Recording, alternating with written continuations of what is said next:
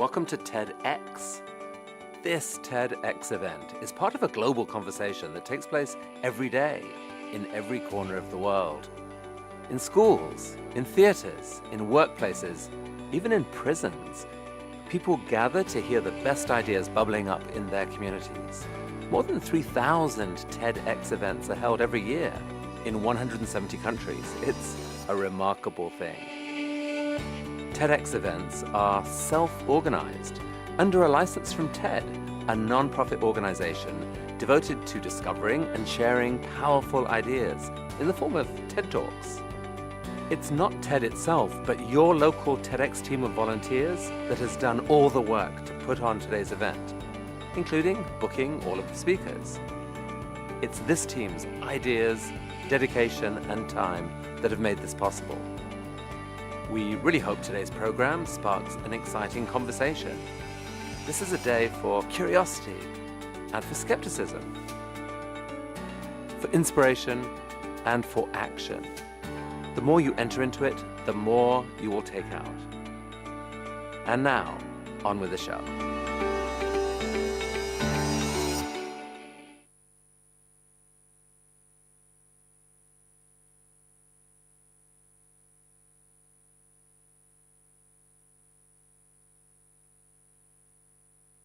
Welcome to something special.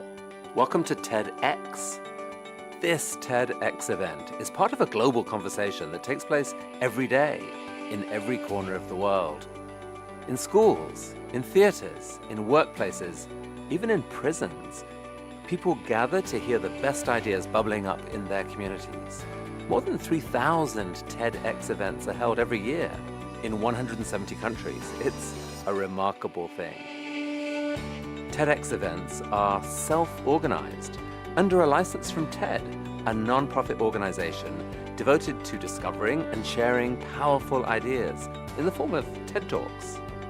It's not TED itself, but your local TEDx team of volunteers that has done all the work to put on today's event, including booking all of the speakers. It's this team's ideas, dedication, and time that have made this possible. We really hope today's program sparks an exciting conversation. This is a day for curiosity and for skepticism, for inspiration and for action. The more you enter into it, the more you will take out. And now, on with the show.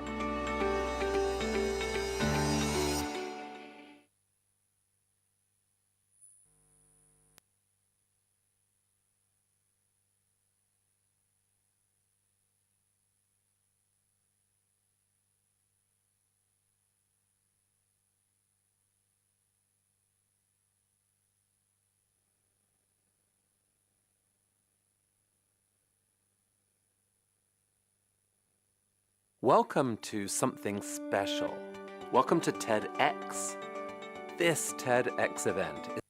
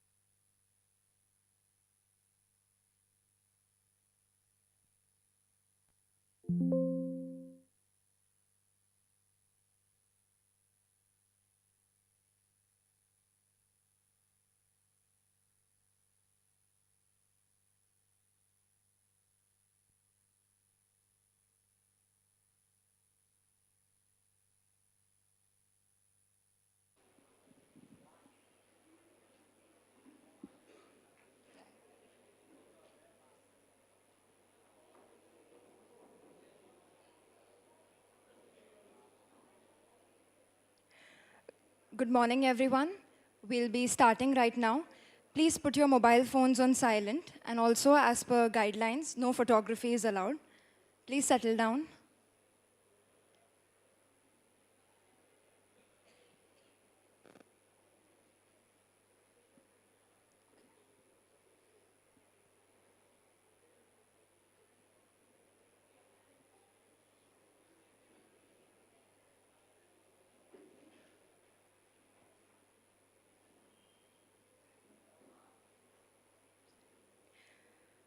Good morning, everyone.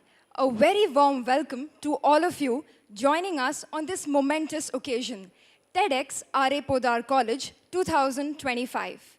I am Rishita Ramchandran, joined by my wonderful co-hosts Sheetal Shah, Sharvari Gengje, Param Savjiani, Gayatri Dev, and Ashna Chaudhary, and together we are thrilled to be your companions for this day filled with stories, perspectives, and above all, possibilities. This, right here, right now, is where conversations begin, mind spark, and change takes place.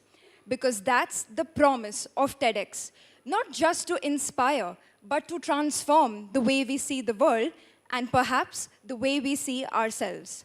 Since 2019, when TEDx first made its mark here at R.A. Podar College, this red circle on stage has become a launchpad for ideas that travel far beyond these walls.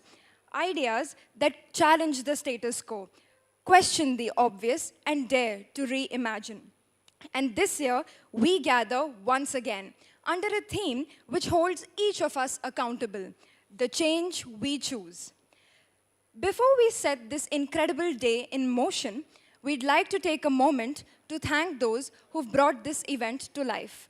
A heartfelt thank you to our co-sponsor, SBS Trading Company, our banking partner, Bank of Maharashtra, our refreshment partner, Panna, and our dessert partner, Desert Cloud. Your generous support fuels the spirit of TEDx and empowers ideas worth spreading. And now, to set the tone for today's event and light the spark for the day, may I please invite our esteemed principal, Professor Vinita Pimple ma'am, to deliver the inaugural address.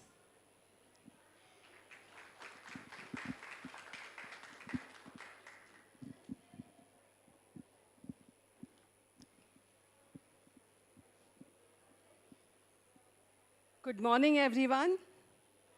A warm welcome, my esteemed guests, my students, my speakers, as well as my dear colleagues. This is the 6th edition with a lovely theme, the change we choose. We all remember that change is constant. If you go back a few years, COVID came in. In that particular time period, the most challenging period, we changed. We started working from home. We started wearing masks. We started changing our behavior. But in this challenging time too, one thing remained constant was the commitment to the society, a commitment to the people, and commitment to every living soul on this earth. So this commitment is what we have towards TEDx also. And that is why we have a choice of the change which is going to take place. In this TEDx, we have speakers. 3 of them are our own students. We have nurtured them. And one person who is an eminent personality, I would say a teacher by soul, and been doing a lot of other work also. So I invite all of them to speak, and we guarantee you that we will be following your thoughts, your ideas ahead, and spread it into the entire community. Thank you, and welcome the entire team. I would want to give my blessings to the entire team TEDx. Thank you.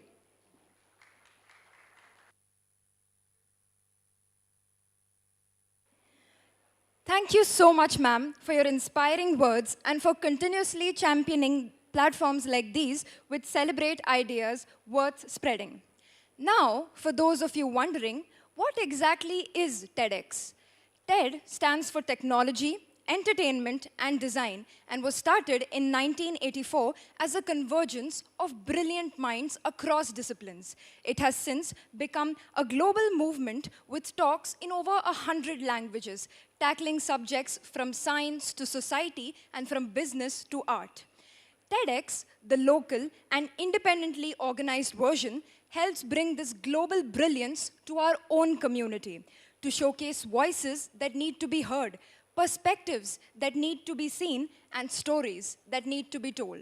You will learn more about TED from this succinct video.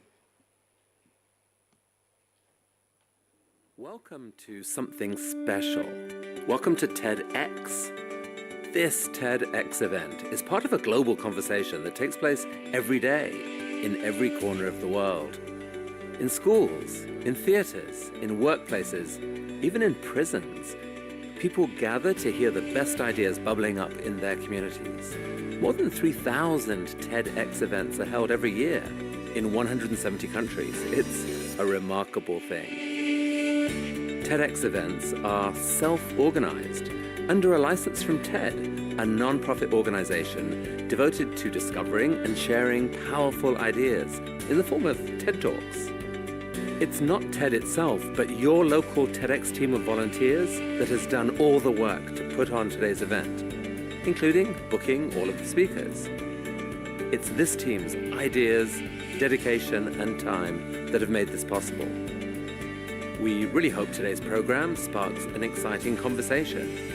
This is a day for curiosity and for skepticism, for inspiration and for action. The more you enter into it, the more you will take out. And now, on with the show.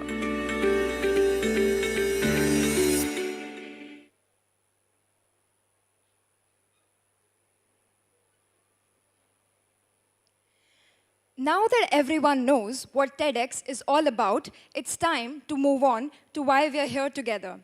The ideas our speakers will present to the world through this platform. This year, we gather under a theme that is both a reflection and a challenge, the change we choose. We often speak of change like it's something that just happens to us, led by circumstances, by leaders, or by time. But what if change isn't something we wait for? What if it's something we consciously pick, shape, and live every single day? The change we choose is a declaration that the future is not pre-written, it is co-authored by choices big and small and actions seen and unseen. It's about asking ourselves, if not me, then who? And if not now, then when? And with that spirit, let's dive into the talks, stories, and performances that will not just inspire, but empower us to choose our own change. Today, right here and right now. To open our speaker lineup, we have a change maker who believes that every great solution begins with a problem. And now, to introduce our very first speaker and get this journey started, I'm excited to hand over to Sheetal Shah. Over to you, Sheetal.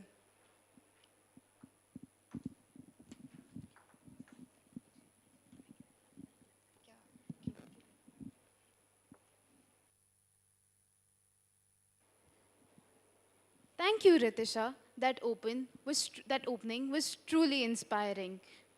Now, I would like to introduce. Sorry. Thank you, Ritisha. That opening was truly inspiring for what lies ahead today. We would now like to begin this session with a powerful question. Let me ask you this. What happens when a finance student, typically engrossed in market dynamics, stumble upon a profound social problem? The answer, as you're about to discover, yields returns far more valuable than any financial portfolio. Change often begins with noticing. Change is something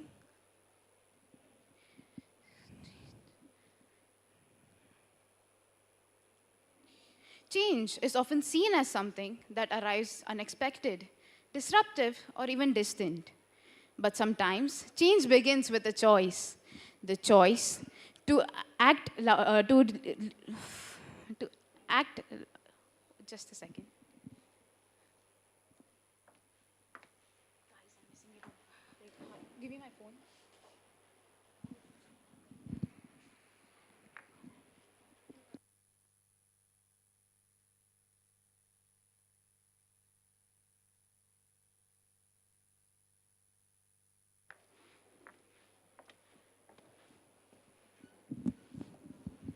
What happens when a finance student, typically engrossed in market dynamics, stumble upon a profound social problem?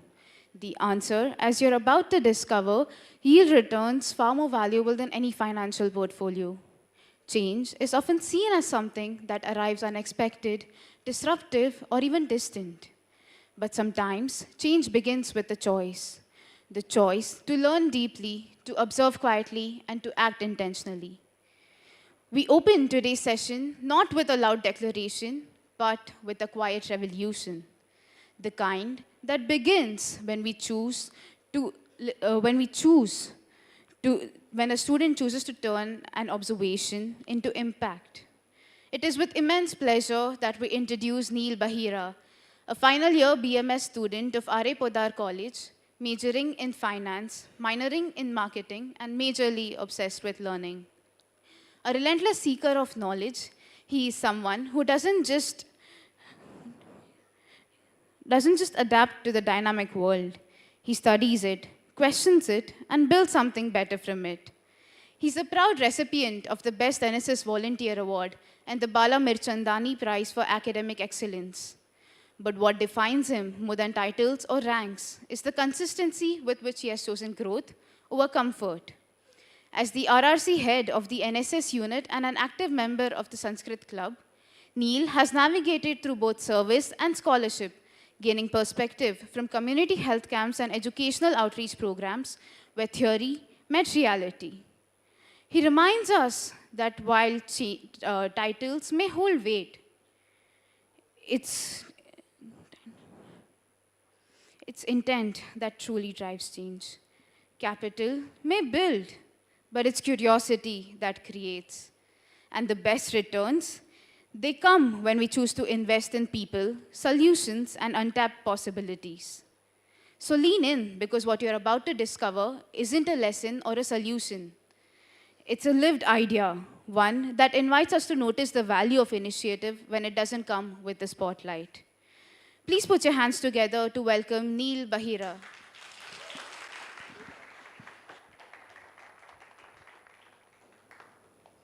Have you ever felt that the world is way more complicated than it needs to be?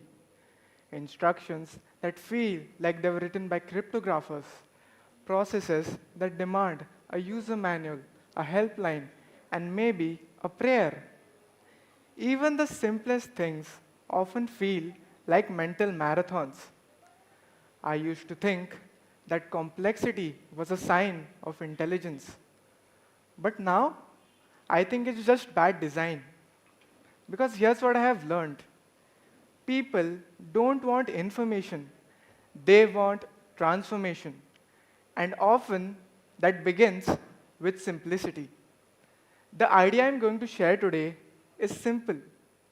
The most impactful ideas are the simplest ones, when expressed clearly and courageously.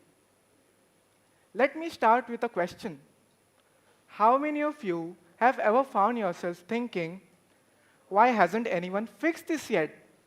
Maybe it's the pothole you see every morning, that delayed local train, the constant pileup of food delivery receipts. Or maybe it's something bigger, like a health issue or access to clean water. And here's what's powerful about this question.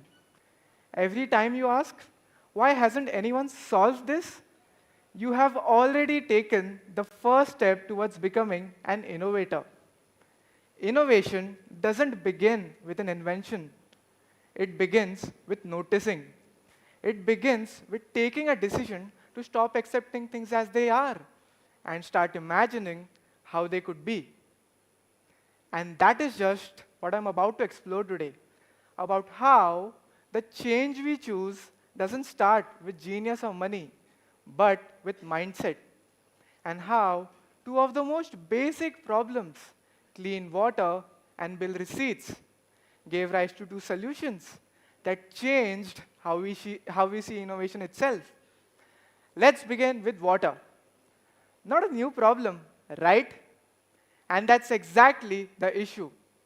We have heard this phrase, water scarcity, so often it's become background noise. We have stopped questioning it. And here's the irony. According to the Central Water Commission, India receives enough rainfall to provide over 1,600 cubic meters of water per person every year. That's more than enough. And yet, clean drinking water access still is an issue in India. It's not a system that's a problem. It's the innovation that needs a bit of redesigning. It all started with a college competition, part of a socio-cultural fest under the National Service Scheme, NSS. As an NSS volunteer of our unit at the time, I was actually really excited about this new challenge to create an eco-friendly product that actually solves a real-world problem. And that's where a simple idea took shape. A small water filtration model built with nothing fancy, just cotton, sand, charcoal, and gravel. Basic, yes, but powerful enough to turn rainwater into drinkable water. It's not some futuristic invention, but in the right hands, with the right intent, it becomes a real solution. And the best part? It wasn't a startup pitch. It wasn't funded by a grant. It was built by students in a college fest. Students with zero background in environmental science, but full background in jugaad, using pocket money and not venture capital. The impact felt so real that we decided to take it a step further. We filed for a patent. And yes, it finally got registered and officially granted. Sometimes, innovation isn't about big inventions. It's about looking at the obvious and doing something about it. Let's take a moment to talk about something. A simple filter launched by Hindustan Unilever called as PureFit. No fancy tech, just gravity, simple filter, and smart design. While competitors focused on high-end features, PureFit focused on just one thing: accessibility. The result? Clean and safe drinking water access to over 10 million households. It wasn't the most advanced idea, but it was the most thoughtful one. Sometimes, innovation isn't about adding more. It's about how to make it work for more people. Now, let's shift to something far less dramatic. Bills. Yes, bills. Paper receipts. Those tiny slips of proof that we end up collecting like Pokemon. They seem harmless until you realize they are everywhere. And frankly, kind of a mess. Because sometimes we go fully digital with payments and then rewind back to paper for receipts. We spend hundreds, even thousands, and then wonder where our money went. We throw receipts, we lose them, they fade, they clutter wallets and add to landfills. This isn't a paper problem, it's a system problem. And that's where digital billing steps in. Strangely enough, for us, it began the way most great ideas don't. With the three of us, I, Ms. Vaishnavi Jadhav, and Mr. Aryan Taute, caught in yet another classical brainstorming session, which mostly involved ceiling tiles and quiet despair. That's when Aryan voiced what we all had experienced, but never questioned. Why is it that supermarkets provide us with bills that no one ever reads, and small stores don't even provide with one?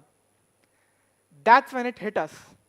What if we built a digital platform for e-bills? We called it Invoicey. Because why not? I checked the trademark site, and to our surprise, it was available. That's when we realized we had created something innovative. We walked away with something more important, the realization that innovation isn't about million-dollar ideas or fancy labs, just the right mindset and a friend who complains at the right time. Just imagine if you had all your receipts in one place on your phone. Imagine if all your monthly spending habits were automatically categorized, or if small vendors were able to generate secure e-bills just like large stores. This isn't just a feature, it's empowering, because information, especially financial information, should be in the hands of the user, right? And not buried in some drawer or lost in someone else's system. And digital billing doesn't just save paper, it saves you from the eternal, where on the earth is that bill? During returns, tax filings, or when customer care says they have never heard of you. Whenever we talk about innovation, we focus so much on what's missing. We don't have the tools, we need funding, we are not experts. But the real blocker, it's not the lack of resources. It's the belief that only certain people can create solutions. Innovation is what happens when ordinary people challenge outdated systems with fresh perspectives. Commerce students building a water filter? Why not? School children tracking local rainfall to build a collection model? Why not? A group of friends digitizing street vendor billing? Absolutely. The power of why not is greater than we realize. We live in a world obsessed with big ideas, startups, unicorns, Shark Tank pitches. But let me offer an alternative. What if we glorified small actions instead? What if a simple filter improved an entire school's health metrics? It's possible, and it's happening. So, if you have an idea, a frustration, just start. Not next month, not when it's perfect. Start today, start small, start now. At the end of it all, here's what I hope stays with you. You don't need to be the smartest person in the room. You don't need a grant. You don't even need permission. All you need is a question worth solving and the courage to try. That is the change I chose, to stop waiting and to start building. And today, I invite you to do the same. Thank you.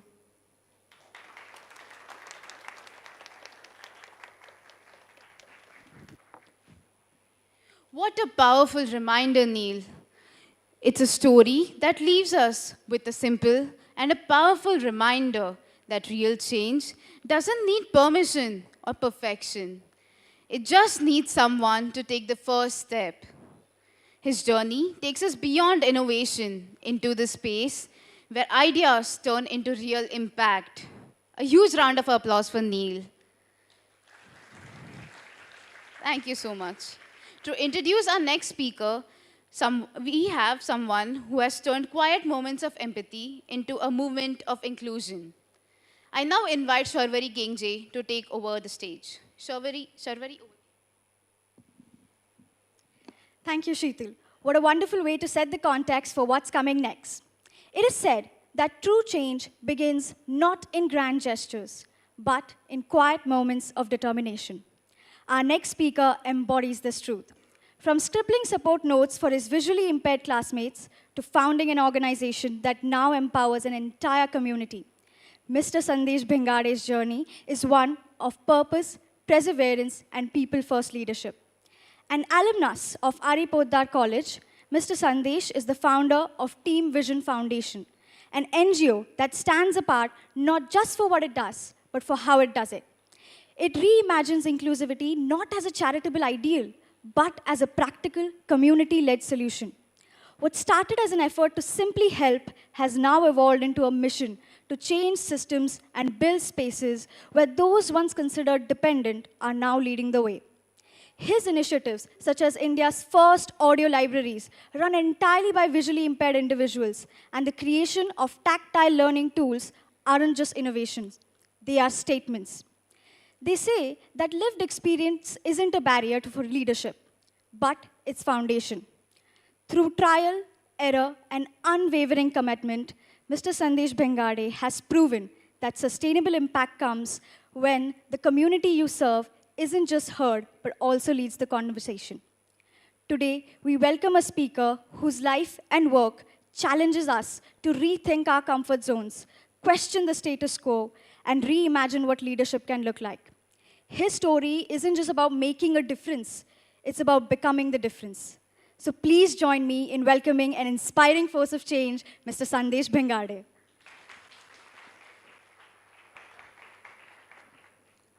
I have a couple of questions for you today. If your answer is yes, please give me a show of hands. Have you ever seen a person with visual impairment? Great. But do you have a friend who is visually impaired? Okay, wonderful. Now here is a fun one. Have you ever been for a coffee with a person with visual impairment? Okay, thank you for being honest. Just like most of you, if someone would have asked this question to me, say 12 years ago, I would have been able to raise my hand just for the first one. The rest, never experienced. The first time I accompanied a person with visual impairment was just to become their scribe. I remember one day I was assisting a girl with visual impairment. While I got a call to become a scribe for 2 visually impaired students. And guess what? I was writing 2 exam papers for 2 different students simultaneously because there were no volunteers. With all the frustration I had, I went back to the student I was assisting earlier. She smiled and said, "Calm down, that's common." Today, she is the co-founder of my organization. I realized the real problem wasn't just the lack of accessibility. It was the lack of society's awareness about people with disability. Too often, we choose easier way by offering a short-term help, which only makes them even dependent or leaves them excluded. What we truly need is a change in mindset, where we bring people together, not just to help and support people with disability, but to listen to them and to be led by them. And that's how Team Vision Foundation was born. The journey, which started from that classroom, has traveled across to achieve multiple milestones. But inclusivity, the very first goal of organization, it's a simple word to say, but very difficult to understand. Since I have also been a primary school educator at one point of time, I used to weave these ideas of inclusion into a series, and I called it Vowels of Inclusion. Let me share that with you. A stands for awareness and acceptance. We need to understand that people come from diverse backgrounds. This can be their social, economical, cultural backgrounds.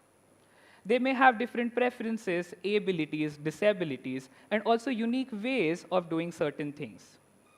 When we become aware of these differences, we start learning to accept people the way they are, without labeling them as special or separate.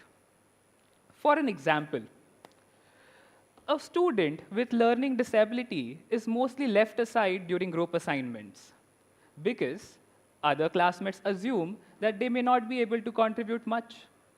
We tend to underestimate their abilities and capacities too quickly. What we actually need to understand are the proper ways of including them. What we need is a change in mindset, or say a shift in perspective, where we start looking at people as what they can do instead of what they cannot. And that shift in perspective brings us to our second vowel, E, for empathy. Empathy is about being able to create a safe space where we become incredibly curious listeners. We push aside our biases and start feeling the way others feel. But here is a question. Do we really start a conversation with people? Or we just try to help them without asking? I remember a funny incident here.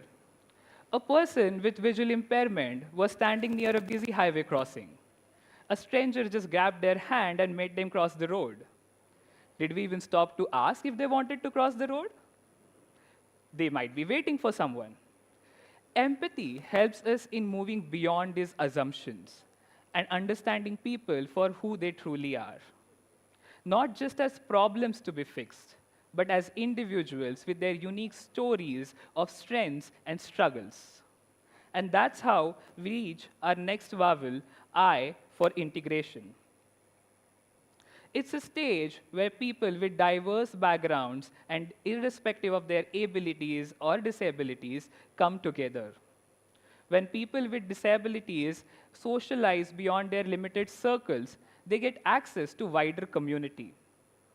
Their presence in day-to-day life assures that there is increasing awareness, and that helps in breaking down the stereotypes. But integration constantly needs introspection. Imagine inviting a wheelchair user for a conference on disability, but the venue does not have ramps or any accessibility features. We may bring people together, but that doesn't mean that we have created equal opportunities for them to participate, to share their thoughts, and express their emotions. Integration needs constant introspection because even though we bring people together, we need proper awareness, assistance, and empathy because that compels us to ask important questions. Is this integration truly consensual? Is it respectful? Is it accessible and fair for all? And that's how we reach our next vowel. O for openness. Openness to adapt, openness to change, openness to improve. We need to ask ourselves, are we truly open enough to learning and adapting to different ways of interacting with people with disability?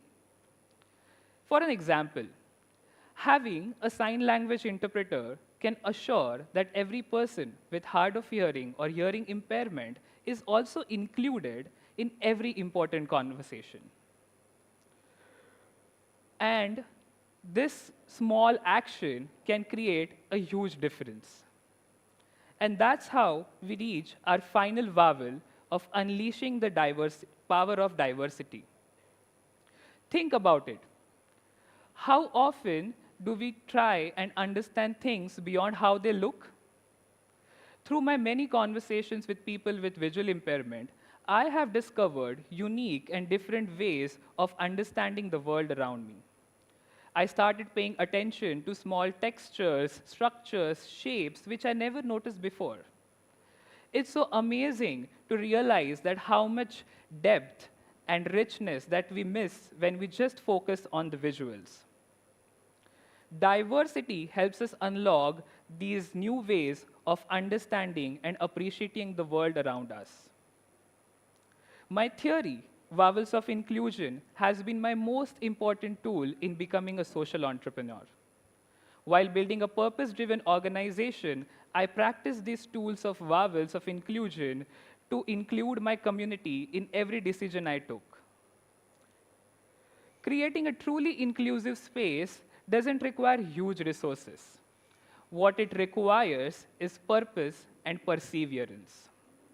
By listening carefully to the community and working together to find solutions, we can create lasting impact. Letting your community lead can make your model truly sustainable. But remember, inclusion is just a process. What we should aim to achieve is normalization. Next time when we meet, and if I ask if you have friends with visual impairment, can we assure that all of us raise our hands? Can it be that common to find a person with any disability dancing and enjoying in a club? Yes, it can be. And we are going to make it. Thank you.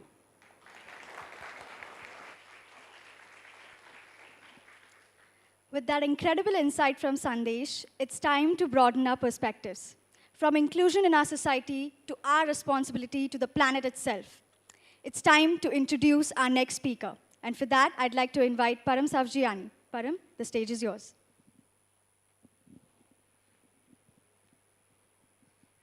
Thank you very much, Sharvari. Now, what a thoughtful transition it was. Indeed, now we move from people to the planet. It is often seen that Indians are very reluctant when it comes to the usage of solar energy on an individual level. While most of us debate solutions, our next speaker is living by it, Dr. Chetan Singh Solanki, an IIT professor, author, scientist, and widely known as the Solar Man of India, lives on a solar-powered bus, journeying across the India and on his remarkable Energy Swaraj Yatra. His pledge, not to return home before the year 2030, a bold, radical statement to remind us that living within the Earth's limits is not an option, but an essentiality. Let's hear it loud and clear from the Solar Man of India, Dr. Chetan Singh Solanki.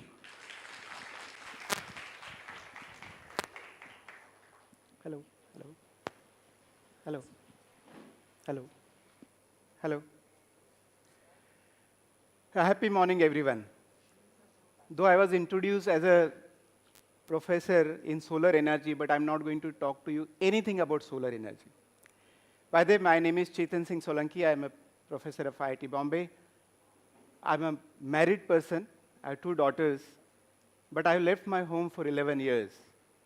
Not because I have gone crazy, but because there is some serious issue and problem that we need to discuss, and that is what I'm going to present you today. By the way, nice slides, please.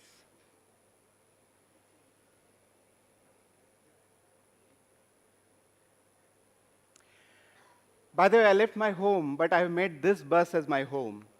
And last 5 years, I've been living in this bus, which is my home. There's a bed inside, there's a kitchen inside, there's a washroom inside, there's a library inside, there's an office inside, and guess what?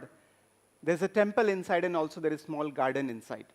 And there are solar panels on the top that powers everything inside my home, the Energy Swaraj Yatra bus. Before I start talking further on the issue of climate change and what we need to correct, let me bring your attention and let me warn you that please do not listen to me carefully. Because if you are going to listen to me, I guarantee you are going to change. And if you have any allergy to change, don't listen to me carefully. And that's why we are here today, right? The change we must choose. Are you all ready to change? That's not a really excitement to change. Are you all ready to change? Yes, that's better one. So let us begin. I'm going to ask you 3 very fundamental, solid questions. I'm sure this question itself will, force you to change. To begin with, between these 2 cars, who is the better person for the environment? If there are 2 people who are going to office, one is with the Maruti 800 car and other is one with SUV, who is the better person for the environment? An obvious answer is the person who's doing with traveling with Maruti, yes? But let me ask another question. Whom society thinks is a better person? What do you think? Whom society thinks is a better person? The one who is going with SUV. What a contradiction. This is how we live on this planet today. What is really good for the environment is not respected, and what is bad for the environment, everybody respect. Big person, bada aadmi, SUV se aata hai. That is one contradiction that we all should realize today, that whatever we are respecting, there is something wrong. Anyway, let me ask a second question. If I look at the 2 scenarios with the time, first one, size of our planet and resources, are they increasing with time? No, they are constant. But look at the second picture. Is the production and consumption on the planet is increasing with time? Yes or no? Yes. Again, a contradiction. On a finite planet, with everything is fixed, water, minerals, everything, how can we are having more production and more consumption? Second problem, right? A third question, even more powerful, and if this is not going to wake you up, then I think we are not human beings. My third question is, if I take the picture of the planet Earth today, what do we see? We see 3 possibilities. Either there's a growth of something, or there is a sustenance of something, or there is a degradation of something. And what is happening right now? Everything that is not essential for survival of human life, like AI, computer, mobile, they are all growing. Yes or no? Yes? But on the other hand, everything without which you cannot survive. You can't live without breathing. You can't live without drinking water. You cannot live without eating food. Everything that is so essential for survival, they're all degrading. Air quality is improving or degrading? Water quality is improving or degrading? Soil quality is improving or degrading? Degrading. So the question to all of you, is there something wrong on this planet? And there is something terribly wrong. We are not even aware, and that's why it is time that we change, and change at this moment right now. Well, what is changing? The seasons are changing. The weather is changing. The climate is changing. Nothing is same anymore.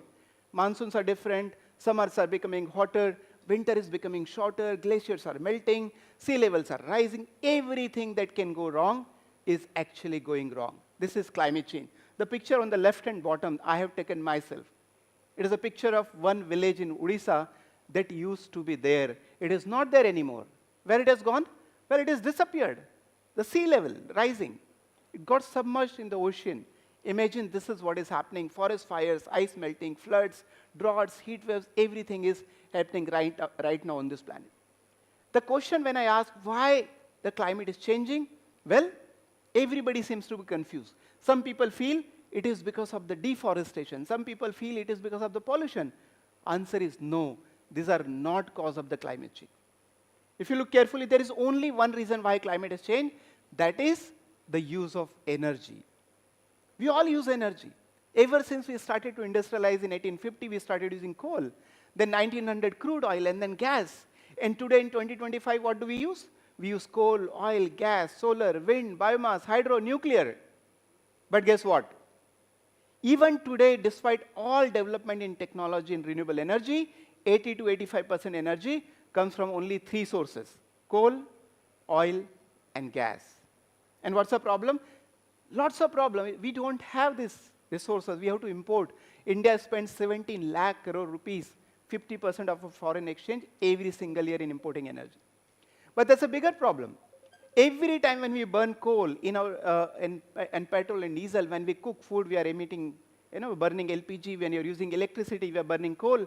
When we travel, we are burning petrol, diesel. They are all made out of carbon, and every time when we burn carbon-based fuel, what happens? There's only one reaction.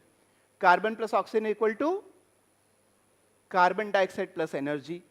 We all use energy. Are you all using energy? Yes. We all use energy, and every time when we use energy, it results in emission of carbon dioxide. So you're using energy. What do you do with the carbon dioxide?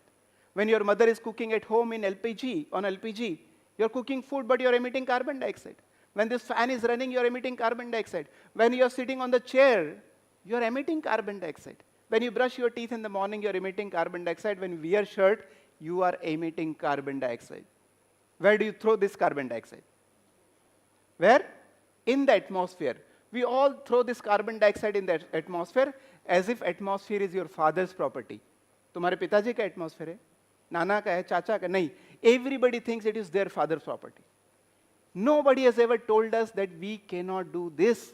Why? Because it is not ours. And as the science is growing, technology is growing, economy is growing, what do you think? Atmosphere is also growing? No, it is not. It doesn't grow with science and technology. What we have done, every time when we consume something, we throw carbon dioxide, we are treating atmosphere as our garbage bin. It has become our garbage bin. Unlike the garbage bin at home, which you can empty, you can't empty this. Unlike the garbage that get disintegrated in couple of months, except the plastic, this garbage stays in the atmosphere for 300 years. You know what does it mean? It means the fan that is running right now, it is going to create an impact in the atmosphere for 300 years. The food that you and I am going to eat today, it is going to create a problem for 300 years. And I keep explaining that the brushing our teeth is such a dangerous activity in today's world. You know why? Because for brushing teeth, you need toothpaste, toothbrush, water, pipe, motor, overhead tanks, wash basin, ceramic, mirror, bulb, electricity. All this item needs energy and carbon emission. Well, it does not mean that you stop brushing from tomorrow, okay? But at least become conscious that even brushing teeth is a dangerous activity when it comes to the climate change. And for that matter, every other thing. So one message that you should take from today home is realizing that every consumption is carbon emission. Repeat with me. Every consumption is carbon emission. Well, the second point is that the carbon that is accumulated in the atmosphere today is already 53% more than what used to be there. 53% extra carbon dioxide in the atmosphere. That's a small change or a big change? It is a huge change. This 53% carbon dioxide, by the way, carbon dioxide is not a normal gas, right? It's called greenhouse gas. It is going to have a greenhouse effect. It is going to trap the heat. 53% extra carbon dioxide means 53% extra capacity of the planet to trap the heat. As a result of that, planet is becoming warmer and warmer and warmer. Are you all feeling that? It is like a fever to the planet. Our body temperature is 97, 98 degrees Fahrenheit. If body temperature increases by 2 degrees, it becomes 100 degrees. And when the body temperature is 100 degrees, what we say? Body has got the fever. Today, the planet's temperature is increased by 2.5 degrees Fahrenheit. Our planet has got fever. It has lost the balance. It doesn't behave properly. There are floods and droughts and heat waves and forest fires. And everything that can go wrong is actually going wrong.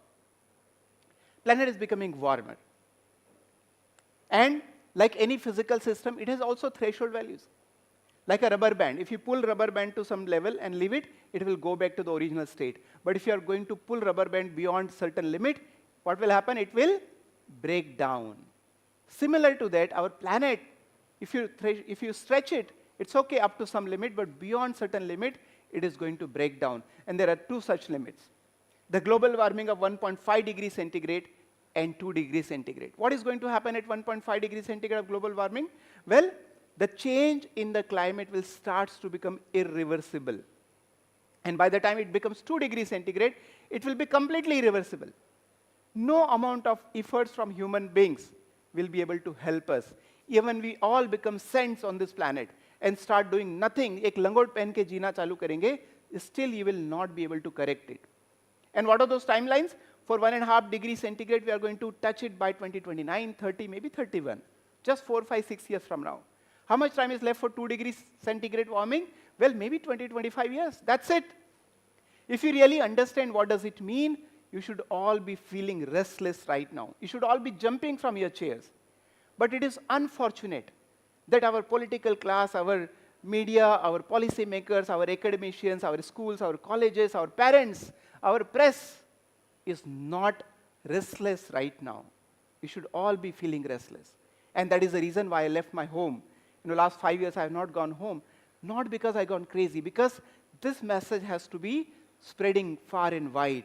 We have to start taking corrective actions right now. And one last number. If you don't do anything right now, what will happen by the end of century? End of century is 2100. How many years are left? 75 years. What is going to happen? Minimum temperature rise will be 3 degrees centigrade or up to 6 degrees centigrade. 3 degrees centigrade average global warming. There's a big question mark. Will humans survive? How many of us are going to survive? In what shape and size we are going to survive? And that's why I wrote a book which is going to be published by Penguin. Whether we are going to survive or not itself is becoming questioned. It's not only global warming anymore. I hope you all want to take some corrective actions. Would you like to do something? Only 10 people want to do something? My God. Would you like to do something? Yes. So what we have to do is really a $1 million question. We don't even understand. Most of the people do not know what need to do. And that's why what we keep doing, we are doing something which have no consequence on the climate change. And I'm going to bring it to you. So let us understand, and that is what my job is, to really bring you the sense what needs to be done before we really go to the problem. But let us understand who has caused the climate change. And whenever I ask this question, who has caused the climate change? You know, all intelligent, smart people, you know what they say? Who has caused the climate change? Humans have done it, I have not done it. Then I have to remind them, are you all humans? Are you all humans? Who has caused the climate change? We, they say we. That's also wrong. You know why? Because when we say we means it's nobody's responsibility. But who is enjoying the fan? I'm enjoying. Who is sitting on a chair? Who is wearing clothes? Who is going to eat food today? It is I. So who has caused the climate change? I have done it. Why? Because I consume. I consume material, I consume energy. And if I am the cause of the climate change, who is going to correct it? Say it loudly. Who is going to correct it? I am going to correct it. And that is what you need to understand. But if you go outside this hall and ask everybody who should correct the climate change, you know what people say? Oh, government should do this. Oh, industry should do this. Without realizing that it is I who is the culprit of the whole game, because I am the consumer. Number two, you have to realize that what is not working as a solution to the climate change. A lot of people are doing this, but it is not working. What is not working? What is not sufficient? Planting trees. Yes, planting trees is a great idea, but please do not put all your energy in planting trees. It is almost inconsequential today to solve the problem of environmental degradation, climate change. Why? Because poor trees cannot grow faster because we are growing faster. Poor trees cannot grow more because we are consuming more. Our cupboards are filling with the clothes, our vehicles are increasing, the roads are filling up, the buildings are coming up. Do you think trees are going to grow faster? No, they cannot. So trees are less than 1% of the solution. People feel plastic recycling, this, that, decomposition. Is that going to help? No, it's good, but it is not enough. Does the policy making will help? Making Paris Agreement, Kyoto Protocol, COP meetings, this, that. No, there are also lots of policies are coming, but the problem is increasing. Will the technological development help? Answer is no. I know, I'm a scientist myself. I'm a scientist of solar energy technology. It's growing by leaps and bounds. But as the solar technology is improving, electric vehicles are coming, green hydrogen is coming, we are able to reach out to the moon, and AI is coming. Is the problem are slowing down or increasing? It's increasing. So what does it mean? Technology is also not the solution. And that is what you need to understand. Then what is the solution, Professor? If planting trees is not a solution, plastic recycling is not a solution, technology is not a solution, what is the solution that we all must understand right now? Well, one more thing before I give the solution, that recognize that our earth is not increasing, right? But we are consuming resources equivalent of 1.7 earth. There's only one earth, by the way. Whatever earth can regenerate, if you consume in 1 year, then we are sustainable. Whatever salary you earn in 1 month, if you spend in 1 month, then you are sustainable. But if your 1 month salary, if you are spending in 20 days, then you are going to be bankrupt very soon. That's what humans are doing right now. We have only one earth, but we are using resources equivalent of 1.7 earth. That's a disaster. You know what? This 24th July, very soon, from a few days from now, whatever resources earth will generate in 1 year, we are going to all consume by 24th of July. And from 25th July, what we are going to do? We are going to steal. Chori karenge. Pani ki chori, mitti ki chori, khane ki chori, kapde ki chori, minerals ki chori. It's not yours, boss. Simply because you have money, you can't take more. Everybody on this planet is right, but unfortunately, it has become the society like that. No. So please recognize on 24th July, madam, I'm going to request you, celebrate this as a finite Earth Day. Why? Because there is only one truth that we all must follow. 2 plus 2 is equal to 4, irrespective of what happens in the society. Whether you go to moon or not doesn't matter, 2 plus 2 is 4. Whether your GDP is growing with 3% or 6% doesn't matter, 2 plus 2 is 4. What does not change with time is called truth, right? Our body changes with time. So in our Indian system, we don't call body as a truth. It changes with time. Something that does not change with the time, that is truth, and it is the truth that we must adopt in our life. And there's one truth that we must follow. That science can grow, technology can grow, economy can grow, but does the size of planet can grow? Say yes or no. Can the planet grow? Can minerals grow? Can soil grow? Therefore, consumption cannot grow, number one, and the most important point. Do you all agree with me? Because planet cannot grow, minerals cannot grow, soil cannot grow, therefore, consumption cannot grow. Whose consumption cannot grow? My consumption cannot grow. And don't go and give the gyan to your padosi today evening. Professor Solanki told you start talking to everyone, you must limit consumption, you must limit. No, it is your consumption which should go down because each one of are a part of the problem. And that is why I have launched what is called the finite earth movement. As simple as this. Once you recognize this boundary condition, we will all become sustainable. Our air problem will get solved, water problem will get solved, soil problem will get solved, global warming problem will get solved, depression will decrease, stress will decrease, and we all become harmonious living on this planet. So follow this truth, and please join me in this movement, what we call it is a finite earth movement. And for a simple reason, why? Because I can afford, nature cannot. When my salary increases, when my business increases, my capacity to buy increase, nature's capacity to supply does not increase. So for every action that you take in your life, follow this, check this, whether you can afford and nature can also afford or not. So with this note, I'm going to give you the solution, the framework that you can adopt in your life. I call it as a universal climate action framework. There are 3 things you should be doing. Number 1, become aware of the consumption, that every act of consumption is carbon emission. Even when you brush your teeth, you're emitting 10 grams of carbon dioxide. Even when you send WhatsApp message, you're emitting 4 grams of carbon dioxide. Even if you use paper napkin, you're emitting 10 grams of carbon dioxide. Every action is a carbon emission, and there's a big trail. When we are using burning coal and using electricity, great. But you know that it has taken planet Earth 10 million years to produce coal. 10 million years. How much time it takes humans to burn the coal? 1 second. And what we do? We misuse electricity. We overuse electricity. We inefficiently use electricity. And then we use electricity. And that's why I keep saying, we the modern humans have become the most stupid animal ever existed on this planet. We are so stupid that we pollute the same water that we are only going to drink. We pollute the same air that we are only going to breathe. We pollute the same soil that only we are going to grow the food and eat. Is it a modernity or stupidity? Hello? Modernity or stupidity? Stupidity. And who is stupid? I. Very nice. That's the most important, the wisdom that you should get today, that it is my stupidity who is creating the problem. The first thing you should do is do the consumption literacy. Become aware what is happening on this planet for every act that you are doing. Number 2, follow 2P habits. What is 2P? 2P is 360 degree of carbon emission. Not only planting trees, not only save the soil, not only water, not only plastic. Every aspect of carbon emission should be taken care, and that is given in 2P. Travel less. Use items wisely. Purchase cautiously. Eat carefully and eliminate electricity waste. All this 5 together is 100% of the carbon emission that we cause. Make sure that you are taking care of every single item. Fine, I understood how the consumption is a problem. Second thing, I realized the 5 aspect of it. The third thing is, how should I do? What should I do? How do I follow in my life? That is what the AMG action filter. What is AMG? Avoid, minimize, generate. What should do? First thing, avoid what is avoidable. What is avoidable in this hall? The lights on the back side is avoidable. Nobody is sitting there. That is avoidable. If you cannot avoid it, minimize with efficiency. Use most efficient light.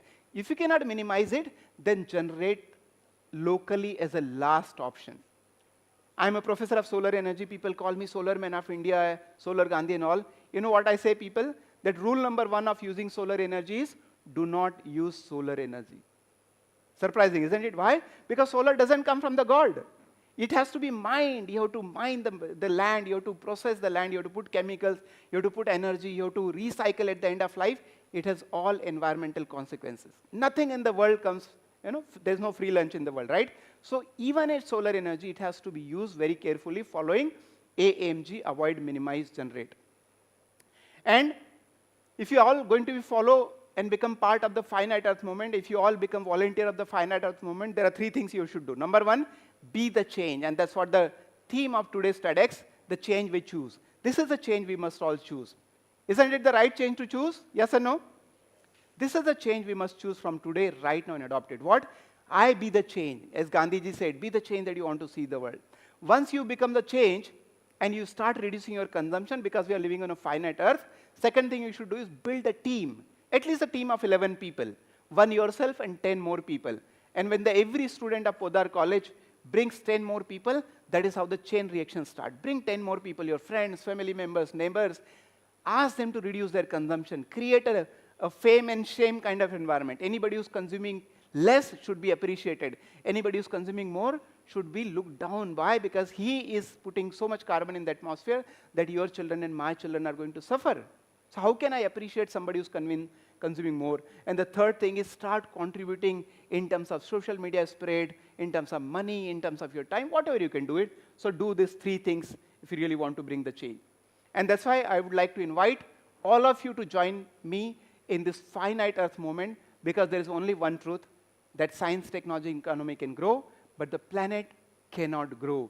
And it's very simple to join us. And finally, I would like to end saying that let us choose finite living on this planet.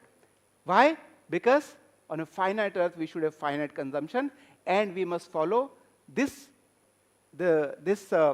act that I can afford, but nature cannot. I hope you're all going to make our life better, and not only our life better, we are going to create a world which is better and beautiful for ourselves and our future generation. With this note, thank you so much. Thank you.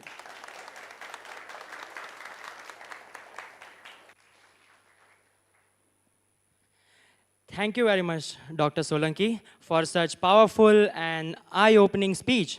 I'm sure all of us will leave this room with reflecting upon something and hopefully acting upon something as well. Now, it's time to experience a whole different kind of storytelling. To introduce the next speaker, I would like to call upon the stage my friend Gayatri. Over to you, Gayatri. Thank you so much, Param. It was truly a hard act to follow. But what's next? It's equally extraordinary. आयुष्य फार व्यस्त आहे, सर्वांनाच वाटतं. दिवसभराच्या ताणतणावानं आभाळ मनात दाटतं. थकून येतो, वैतागून येतो, कुठेतरी बरसावंसं वाटतं. कुणाचा तरी हात हाती घेऊन मन मोकळं बोलावंसं वाटतं. नकळत येऊन हात धरतो तोच जुना कुंचला किंवा लेखणी. म्हणतात हो व्यक्त तू आमच्यापर्यंत, लिही खुशाल न चितार चित्र देखणी. हात त्यांचा धरता क्षणी विश्व माझं बदलतं. काही क्षण मरगळ झटकून मन चंदेरी दुनियेत रमून जातं. कलेच्या सानिध्यात विसर पडतो अडचणींचा. कशाला हवाय मग तो एकच प्याला. आपल्या आनंदासाठी तरी जपावी प्रत्येकानं एक तरी आवडती कला. खरंय, प्रत्येक कलाकाराला त्याची कला जोपासण्यासाठी अनेक अडचणींना सामोरं जावं लागतं. मग ते शाळेमध्ये पैसे नसल्यामुळे चित्रकलेची परीक्षा द्यायचं स्वप्न असू देत, किंवा पैसे गोळा करून देखील परीक्षेला न बसता येण्याचं दुःख. पण सच्च्या कलाकारापुढे साक्षात सरस्वती मातेला देखील नतमस्तक व्हावं लागतं. मित्रांनो, आज आपल्या मंचावर एक असे कलाकार येणार आहेत की ज्यांनी कॉलेजच्या युवा महोत्सवात नाईलाज म्हणून स्वीकारलेली कला आज त्यांचं उदरनिर्वाहाचं साधन बनली आहे. एका मातीच्या छोट्याशा गोळ्याला मूर्तीचं सजीव स्वरूप देणाऱ्या या मूर्तिकाराची गोष्ट इथे बसलेल्या प्रत्येक प्रेक्षकाला थक्क करणार आहे. बालपणी निर्माण झालेलं स्वप्न, संघर्षाने सजलेला त्यांचा प्रत्येक टप्पा आणि हजारो लोकांच्या श्रद्धेचा केंद्रबिंदू असलेली त्यांची मूर्तिकारक कीर्द हा एक अतिशय अतुलनीय प्रवास आहे. या स्वप्नाला आकार देण्यामध्ये आपल्या कॉलेजचाही तितकाच खारीचा वाटा आहे बरं का. गणपतीच्या असंख्य मूर्त्या नावावर असणाऱ्या या मूर्तिकाराची प्रेरणादायी कहाणी आपण ऐकणार आहोत. सगळ्यांनाच आपल्या आवाजाने भारावून टाकणाऱ्या निनाद कदम यांच्या आवाजात, जे स्वतः लेखक, कवी, अभिनेते, दिग्दर्शक, व्हॉइस ओव्हर आर्टिस्ट आहेत. सलग 2 वर्ष झी नाट्यगौरव पुरस्कार विजेते यांनी बिग बॉस मराठी पर्व 5 याचे लेखन देखील केलेले आहे. तर अशा मूर्तिकाराची प्रेरणादायी गोष्ट ऐकायला तुम्ही सगळेच उत्सुक असाल असं याची मला नक्की खात्री आहे. चला तर मग जोरदार टाळ्यांनी स्वागत करूयात आपल्या मूर्तिकार विजय पाखरे सर आणि निवेदक निनाद कदम यांचं. धन्यवाद.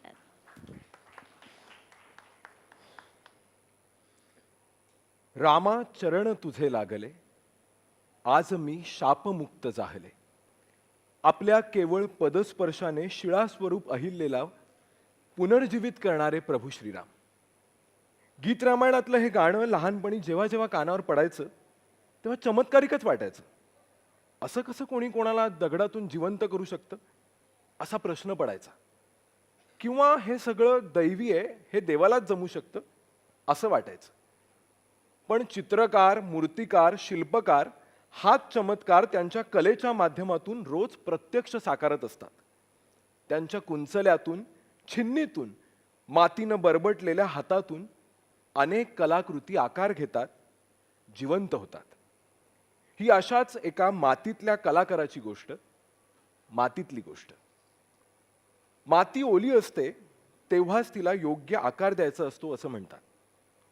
त्याचप्रमाणे कोणत्याही कलाकाराच्या कलेला योग्य वळण मिळण्यासाठी त्याची सुरुवात देखील बालपणातच व्हावी लागते. तशीच ह्या कलाकाराच्या प्रवासाची सुरुवात झाली शाळेतल्या चित्रकला परीक्षेपासून. 6वीत असताना त्याची एलिमेंटरी इंटरमिजिएट देणाऱ्या मुलाने एवढी तयारी होती. हट्टाने आईकडून 150 रुपये मागून त्याने 6वीतच 7वीचं चित्रकलेचं पुस्तक विकत आणायला लावलं होतं. आणि त्या पुस्तकातलं अक्षरनक्षर रेशन रेष त्याने वाचून काढलं आणि आत्मसात देखील केलं. तो जेव्हा 7वीत गेला तेव्हा चित्रकलेच्या अभ्यासक्रमातलं सर्व काही त्याला आधीच येत होतं, अगदी भूमिती देखील. सरांनी एलिमेंटरी परीक्षेला बसण्यासाठी इच्छुक असणाऱ्या मुलांना फॉर्म आणि फी जमा करायला सांगितली. त्याने फॉर्म तर भरला, पण फी होती 450 रुपये. आईकडे तेव्हा महिन्याअखेरीस केवळ 200 रुपये शिल्लक होते. ते 200 रुपये घेऊन तो सरांकडे गेला आणि बोलला, उरलेले पैसे मी थोडे थोडे करून देईन, पण मला ना परीक्षेला बसू द्या. अर्थात सरांनी त्याचा फॉर्म नाकारला. तो रडत रडत घरी आला. आईने कसे बसे करून शेजाऱ्यांकडून मागून आणखीन 250 रुपये गोळा केले. दुसऱ्या दिवशी आनंदाने ते पैसे घेऊन तो पुन्हा सरांकडे गेला. पण सरांनी आधीच सगळे फॉर्म सबमिट करून टाकले होते. एवढी तयारी करून देखील त्याचं त्या चित्रकलेच्या परीक्षेला बसण्याचं स्वप्नच राहिलं. पुन्हा कधी तो परीक्षेच्या नादाला लागला नाही, पण म्हणून त्याचं काही अडलंही नाही. तो चित्र काढत राहिला, घडत राहिला, सराव केला, चुका सुधारल्या, स्वतःला शिकवत राहिला. पण त्याची स्वतःची कला परीक्षेच्या किंवा स्पर्धेच्या माध्यमातून तोलून बघण्याची सुप्त इच्छा त्याच्या मनात होतीच. म्हणून पुढे कॉलेजला असताना त्याने युवा महोत्सवात सहभागी व्हायचं ठरवलं. पण पुन्हा तेच झालं. तो नाव नोंदवायला जाईपर्यंत चित्रकलेचे सर्व इव्हेंट्स आधीच इतर मुलांना वाटून देण्यात आले होते. तरी काही करून त्याला ह्या वर्षी युवा महोत्सवात सहभागी व्हायचंच होतं. तितक्यात प्रोफेसर म्हणाल्या, अजून ना एक इव्हेंट शिल्लक आहे, त्यात फारसं कोणी सहभागी व्हायला मागत नाही आणि जरी झालं तरी नंबरात येत नाही. तू करणार का तो इव्हेंट? तो इव्हेंट म्हणजे क्ले मॉडेलिंग, मातीकाम. खरं तर तेव्हा त्यालाही हा कला प्रकारातला ओ की ठो माहीत नव्हता. पण पुन्हा एकदा हातची संधी जाऊ नये म्हणून तो हा इव्हेंट करायला हो म्हणाला. मॅडम म्हणाल्या, ठीक आहे, उद्या येताना मातीपासून एक माणूस बनवून घेऊन ये. झालं. त्याच्या परीक्षेची सुरुवात इथूनच झाली. मी मूर्ती बनवायला माती आणणार कुठून? तो जवळच्याच एका गणपती बनवायच्या कारखान्यात गेला आणि माती मिळेपर्यंत दीड तास त्या मूर्तिकारासमोर विनंती करत बसून राहिला. अखेर माती मिळाली आणि त्याने कसा बसा त्या मातीपासून माणूस बनवला. दुसऱ्या दिवशी कापडात गुंडाळून तो माणूस मॅडमला दाखवायला नेला. तोपर्यंत त्याचा एकही अवयव शाबूत नव्हता. पण तरी हा इव्हेंट त्यालाच द्यायचं ठरलं, कारण दुसरा पर्यायच नव्हता. पण त्याने हे आव्हान स्वीकारलं आणि सराव सुरू केला. पुढचे 2 महिने कसून मेहनत केली. प्रशिक्षकांकडून बारीक बारीक गोष्टी शिकून घेतल्या. इव्हेंट झाला आणि चमत्कारच घडला. इतके वर्ष ज्या स्पर्धेत कोणी सहभागी देखील होऊ शकत नव्हतं, त्या स्पर्धेत तो सहभागी काय झाला आणि प्राथमिक फेरीत चक्क पहिला आला. सगळेच थक्क झाले. कॉलेजमध्ये त्याचा रुबाब वाढला, नाव झालं आणि एका नव्या अध्यायाला सुरुवात झाली. कॉलेजमध्ये नाईलाज म्हणून स्वीकारलेली ही कला त्याने पुढे जाऊन हेतुपुरस्सर निवडली आणि त्याने निवडलेला हाच बदल त्याच्या आयुष्याला कलाटणी देणारा ठरला. आज हीच कला त्याचं व त्याच्याबरोबर काम करणाऱ्या त्याच्या सर्व सहकाऱ्यांचं पोट भरते. आज मुंबईत त्याचा स्वतःचा गणपतीच्या मूर्त्यांचा कारखाना आहे. अगदी लहान घरगुती गणेश मूर्त्यांपासून ते 18 फुटी 20 फुटी गणेश मूर्तींपर्यंत शेकडो गणेश मूर्त्या त्याच्या कारखान्यात आकार घेतात. कॉलेजमध्ये केलेल्या पहिल्या मातीकामापासून ते पहिली गणेश मूर्ती घडवण्यापर्यंतचा त्याचा हा प्रवास तसं म्हणायला गेलं तर थोडा खडतर आहे, पण तितकाच रंजक देखील आहे. अगदी मातीतून मूर्ती साकारण्या इतकाच. कधी घरच्या परिस्थितीमुळे मन मारून नोकरी करावी लागली, तर कधी काहीतरी नवं शिकत राहण्यासाठी अंगावर पडेल ते काम करत राहावं लागलं. ह्या प्रवासात अनेक खाचखळगे आले, उतार चढाव आले, पण प्रत्येक टप्प्यावर त्याला तितकी चांगली माणसं देखील भेटली. तो मूर्ती घडवत गेला आणि ते त्याच्यातल्या कलाकाराला आकार देत राहिले. लॉकडाऊन दरम्यान पहिल्यांदाच त्याने कर्जतच्या ND स्टुडिओमध्ये मातीकाम केलं आणि ते काम करता त्याला चांगले पैसे देखील मिळाले. ती रक्कम त्याने आईच्या हातात ठेवली आणि तिच्या चेहऱ्यावरचा आनंद पाहून त्याचेही डोळे भरून आले. एक ना एक वर्तुळ पूर्ण झालं. तेव्हापासून त्याला त्याच्या कलेची ताकद कळली. आणि मग जरा हे एवढं रंगवून देतोस का? एक ही मूर्ती बनवून दे ना. आमच्या इथे रांगोळी काढायला येतोस का? फक्त ते एक नाव लिहून दे ना. असं म्हणून त्याच्याकडून फुकट काम करून घेणाऱ्या लोकांना तो हक्काने त्याच्या कामाचा मोबदला मागू लागला. ते पैसे केवळ त्याच्या कलाकृतीचे नव्हते, तर ती कलाकृती साकारण्याजोगं त्याने स्वतःला घडवण्यासाठी केलेल्या मेहनतीचे होते. आजवर ह्या कलेनं त्याला भरपूर काही दिलं. अगदी पुरून उरलं असं नाही, पण कधी कमी देखील नाही पडलं. काही वर्षांपूर्वी अगदी घरातच मित्रमंडळींच्या 2-4 गणेश मूर्ती घडवण्यापासून सुरू केलेला हा व्यवसाय बघता बघता आज इतका मोठा झालाय की त्याचं त्यालाच कळलं नाही. आजकाल एवढं काम असतं ना, एवढं काम असतं की तहान, भूक, वेळ, काळ कशाचंच भान राहत नाही. महिन्यातले दिवस कमी पडतात, दिवसातले तास कमी पडतात, तरी काम संपत नाही. वर्षभर त्याच्यासह सर्व सहकारी प्रचंड मेहनतीनं ह्या गणेश मूर्ती घडवतात आणि ह्या गणेश मूर्त्या घडवण्यासाठी आपला जीव ओततात.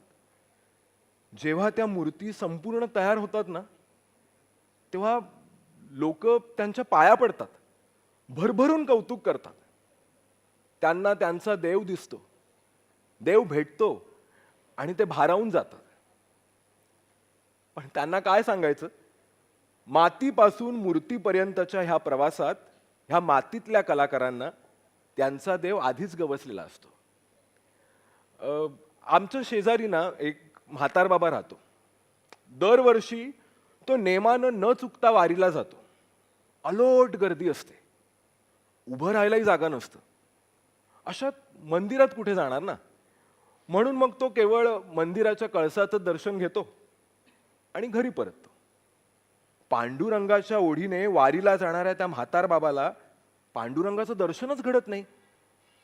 पण म्हणून तो कधी हिरमुसून जात नाही किंवा कसली तक्रारही करत नाही.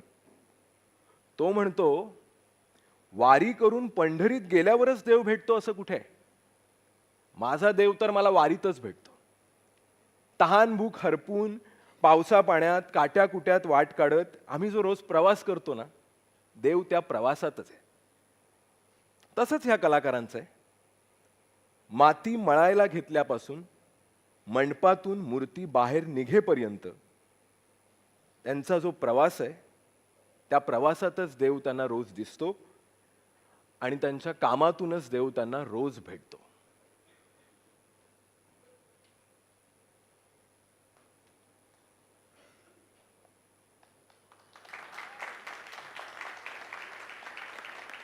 धन्यवाद.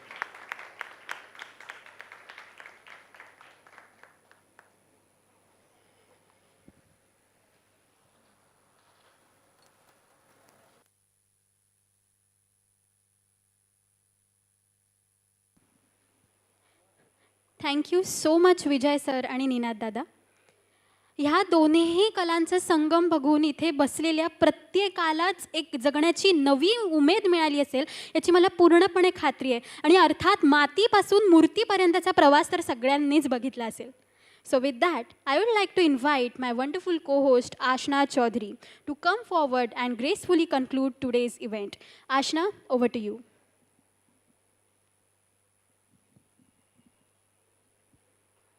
Thank you so much, Gayatri.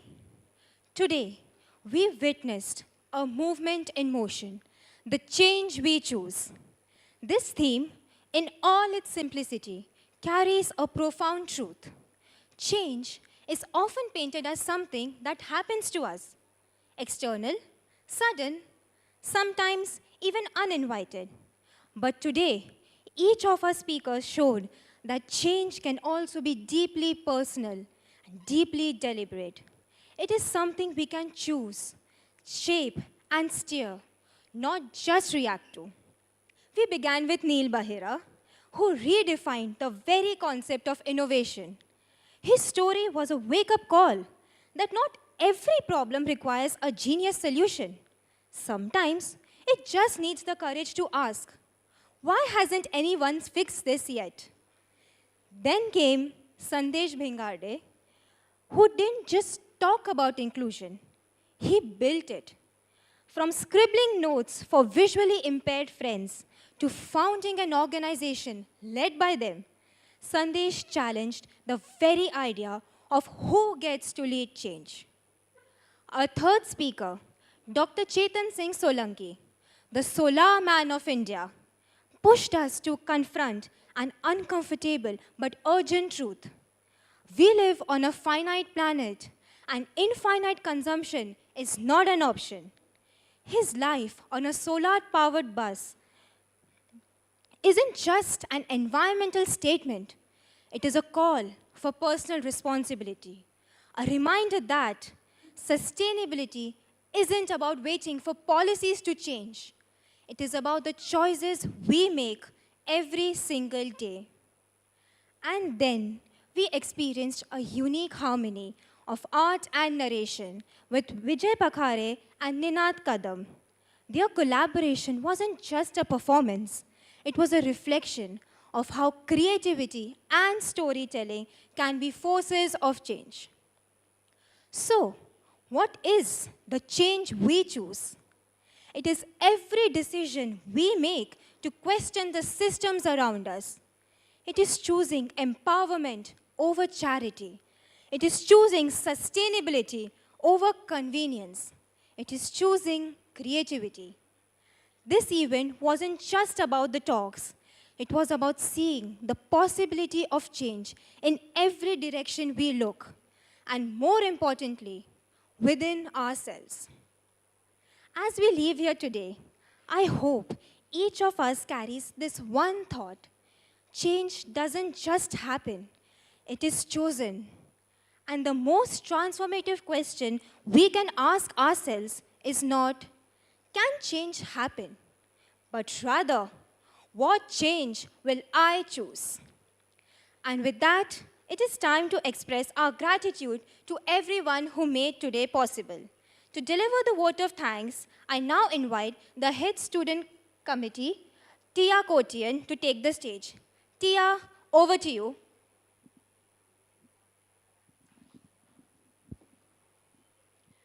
Thank you, Ashna. I would now like to invite our respected principal, Professor Vinita Pimple ma'am, on stage for the felicitation ceremony. Please give her a huge round of applause.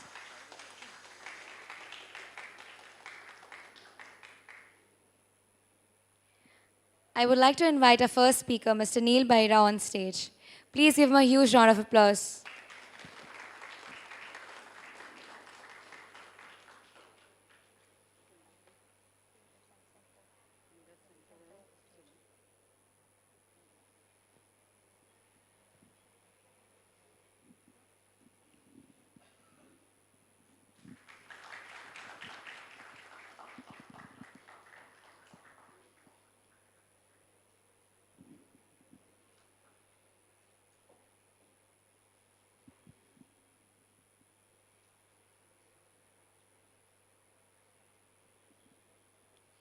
I would now like to invite our second speaker, Mr. Sandesh Bengare, on stage.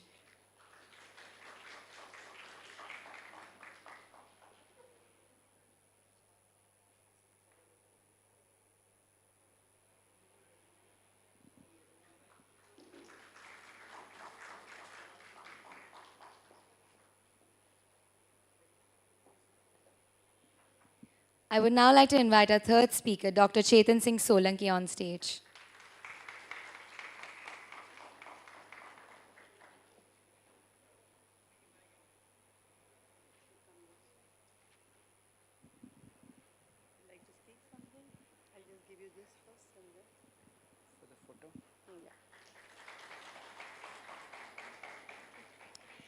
Well, I took this mic just to say thank you, but also to express that I don't take any such gifts because they are also material and energy consumption, right? Right? So the message here is that unless you need something, please don't take it, because there is a lot that goes behind every single production and consumption. If at least you can follow this from today onwards, I thought my coming here will be successful. So thank you so much, ma'am. Thank you so much.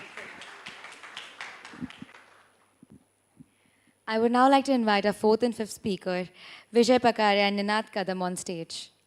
Please give them a huge round of applause.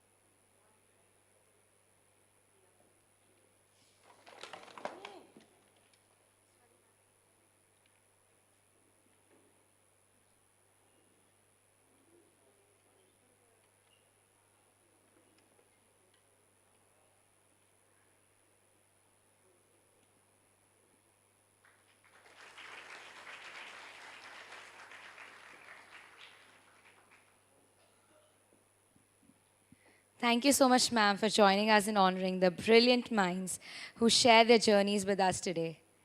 And once again, heartfelt thanks to all our speakers for inspiring us with the change they chose and continue to lead. As we approach this close of this inspiring edition of TEDxRAPodarCollege, it is my honor to deliver the vote of thanks on the behalf of my entire team. Firstly, a heartfelt thank you to each of our exceptional speakers. Neil Bahira, for reminding us that the first step to innovation is simply noticing. Sandesh Bengare, for redefining inclusion and showing us the power of lived leadership. Dr. Chetan Singh Solanki, for urging us to live consciously within the limits of our planet. Vijay Pakare and Ninat Kadam, for turning the stage into canvas of stories, voices, and art. Thank you for not just sharing ideas, but for living the change you choose. Your presence has enriched all of us today. We extend our deepest gratitude to our guiding light, Principal Professor Vinita Pimple ma'am, for her unwavering support and belief in the power of platform of TEDx. I would like to take a moment to thank our Vice Principal, Professor Kapildev Indurkar sir. His unwavering support and constant encouragement have played a significant role. To our faculty in charge, Professor Sudarshana Saikia ma'am, and our dedicated professors, Dr. Mrs. Vrishali V. Bhosle Kaneri and Ms. Nikita Tangsali ma'am. Thank you for mentoring, guiding, and most importantly, for allowing us to dream big. We would like to extend our heartfelt gratitude to Mrs. Ragini Taude ma'am for her unwavering guidance and constant support. Her encouragement, valuable insights, and belief in us have played a vital role in shaping our journey and helping us move forward with confidence. A big thank you to our non-teaching staff member, Ravi Kadam sir, who also happens to be our super helpful accountant. From managing the finances to always being there whenever we needed support during TEDx. His constant help truly made things easier for us. We are really grateful for everything he did behind the scenes. Our sincere thanks to SP Mandali, our co-sponsors SVS Trading Co., our banking partner Bank of Maharashtra, our refreshment partner Panna, our desert partner Desert Cloud, and our alumni network. Your belief in our student community is the scaffolding upon which we built every edition. And now, to our core team and volunteers. This day is a testament to your relentless efforts, sleepless nights, and the spirit of collaboration that binds us all together. Whether it was stage setup, content curation, coordination, hospitality, social media, or sheer moral support, no matter how small, is what made today possible. To name a few pillars of this edition, our curators who work closely with speakers, ensuring every idea was shaped with precision and passion. Our content and creative team who gave TEDxRAPodarCollege its visual identity and striking narrative. The social media and marketing team who made sure the buzz lived both online and offline. Our admin, logistics, and hospitality team who ensured everything ran like a clockwork. And of course, our finance team, who made sure our dreams didn't overshoot our budget. And now I would like to invite my co-head student organizers, Mr. Gopal Raut and Ms. Apurva Chunnarkar, to come on stage.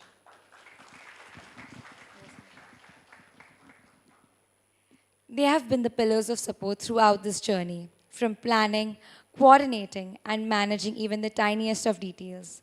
They have done it all with so much dedication. We genuinely couldn't have pulled this off without them. And lastly, to you, our audience. Your curiosity, your applause, your presence, and your willingness to engage with new perspectives is the true fuel for this platform. Let's carry forward the spirit of the change we choose, not just as the theme of the day, but as a personal commitment. Thank you once again to everyone who made this edition remarkable. I now request everyone to please rise for the national anthem.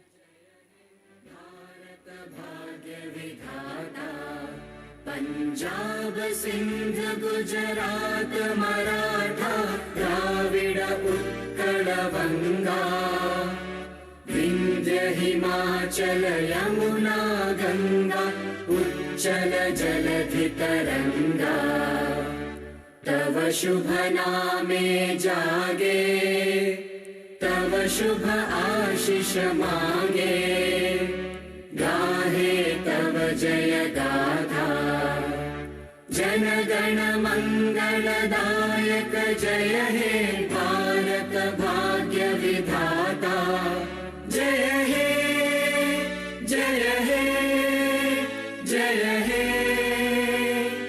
जय जय जय जय हे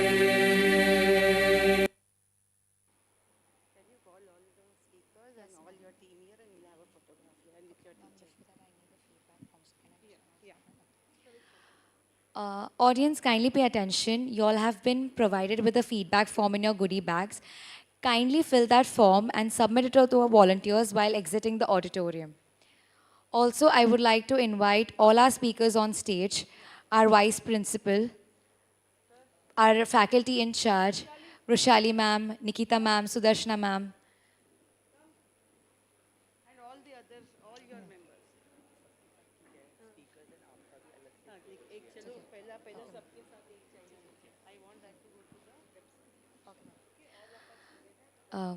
I would like the entire organizing committee of TEDxRAPodarCollege to come up on stage.